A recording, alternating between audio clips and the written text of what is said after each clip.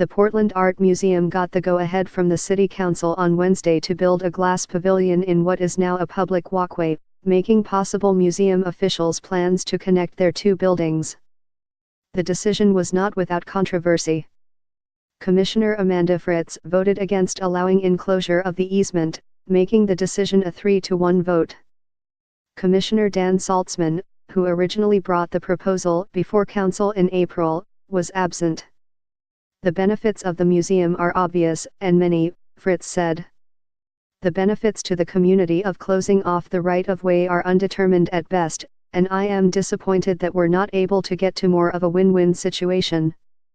The museum's main building opened in 1932 at Park Avenue and Jefferson Street. In 1968, the City Council vacated the block of Southwest Madison on the museum's north side to create an outdoor pedestrian walkway decorated with sculptures from the museum. The walkway remained open to the public at all times until 1984, when the city voted to close the walkway to the public between 11 p.m. and 7 a.m. to combat vandalism. The council's approval enables the museum to move forward with its plans to build a 3-story glass pavilion, named for abstract artist Mark Rothko, that would connect its two buildings in the South Park blocks and serve as a new museum entrance. The museum plans to raise $50 million in private philanthropic contributions to complete the project. When the project made its first City Council debut in April, members of the public came out in droves to testify against it for forcing members of the public to go well out of their way when traversing between 10th Avenue to the Park blocks.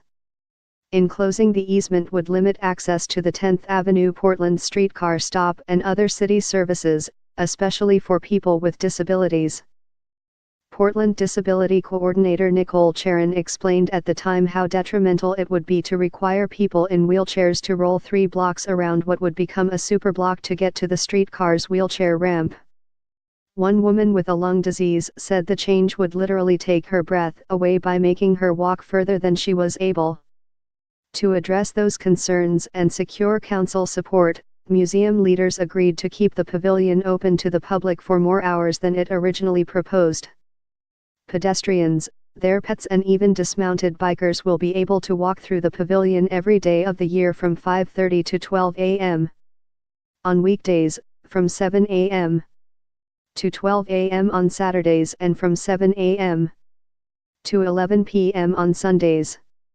They will have to pass through doorways under the eye of a security guard to move through the now unobstructed passageway. Museum officials also considered feedback about the lack of accessibility in their museum overall and revised their proposed museum design in part to increase accessibility.